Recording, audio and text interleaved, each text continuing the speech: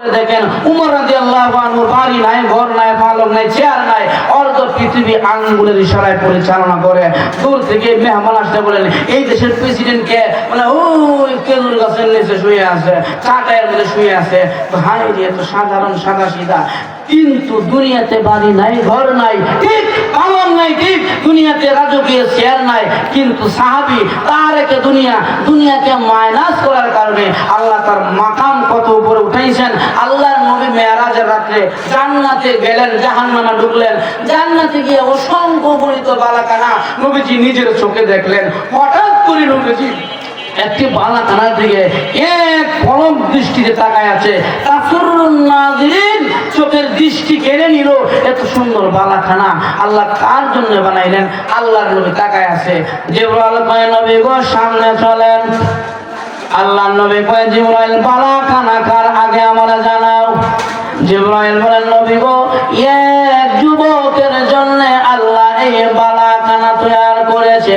আল্লাহর নবী কয় আনা শাবাব, আমি তো যুবক, আমার জন্য কি আল্লাহ এই বালাখানা বানাইলেন? জিবরাইল কয় না গো নবীজি, আপনার জন্য বানানো হয় না।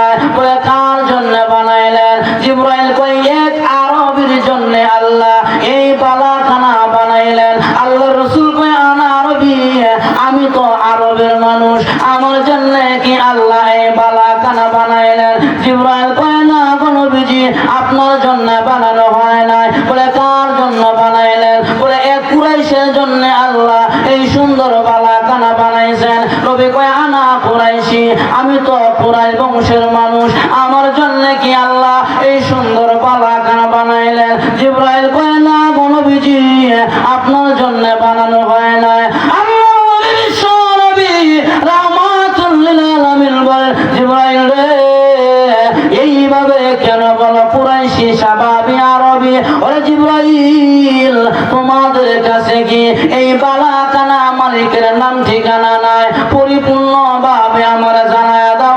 আল্লাহ এই সুন্দর বালাখানা কার জন্য বানাইলেন? চোখের দৃষ্টি কেড়ে নেয় এমন বালাখানা তো আমি আর কোনোদিন দেখি নাই। আল্লাহ কার জন্য বানাইলেন? তোমাদের কাছে কি তার নাম ঠিকানা নাই? জিবরাইল কয় নাম ঠিকানা সব আমার জানা আছে।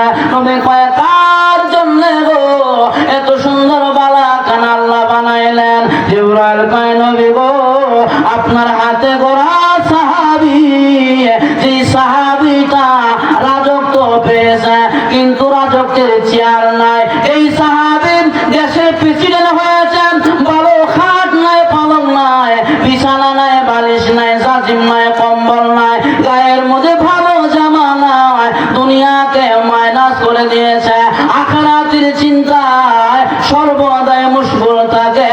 এমন একজন সাহাবী জন্য আল্লাহ বালাখানা বানাইলেন। সেই সাহাবী আর কেউ নয়, তিনি বলেন আপনার সাহাবী হযরত খাত্তাব ইবনে উমর রাদিয়াল্লাহু আনহু। দুনিয়ারে মাইনাস করেছে আল্লাহ, মাইনাস করার কারণে জান্নাতে তার জন্য বালাখানা তৈরি করেছেন। এজন্য আল্লাহ কয় ওয়াতারুল হায়াতাদ দুনিয়া, দুনিয়ারে পিছনে রাখো, আখিরাতকে সামনে টানো। যদি করতে পারো তুমি বুদ্ধিমান, আর যদি দুনিয়ার আগে টানো, আখিরাতকে পিছনে দিয়ে দাও, তাহলে দুনিয়ার কারণে নামাজ পড়তে ব্যাঘাত ঘটবে, রোজা রাখতে ব্যাঘাত ঘটবে, তাহাজ্জুদের নামাজ হচ্ছে বাইতুল্লাহ করতে ব্যাঘাত ঘটবে। যদি নামাজি না পড়ো পরিণামে জাহান্নামে যাবা। এই জন্য আমার আল্লাহ কয় দুই কারণে জাহান্নামীরা জাহান্নামে যাবে।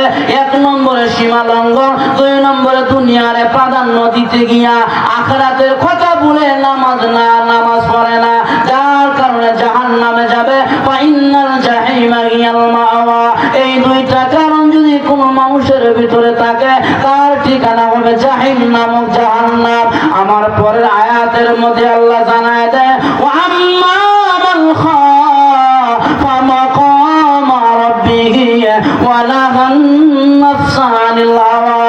এরা পৃথিবীর মানুষেরা দুইটা গুণ যদি অর্জন করতে পারো জান্নাতে তোমাদের ঠিকানা হবে।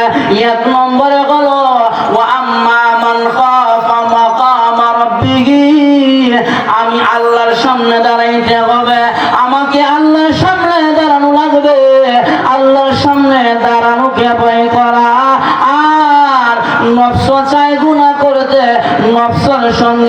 কাজ করা।